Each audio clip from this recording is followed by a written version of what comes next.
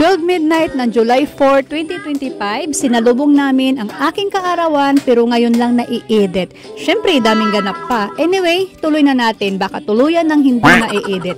And I will take this opportunity para magpasalamat.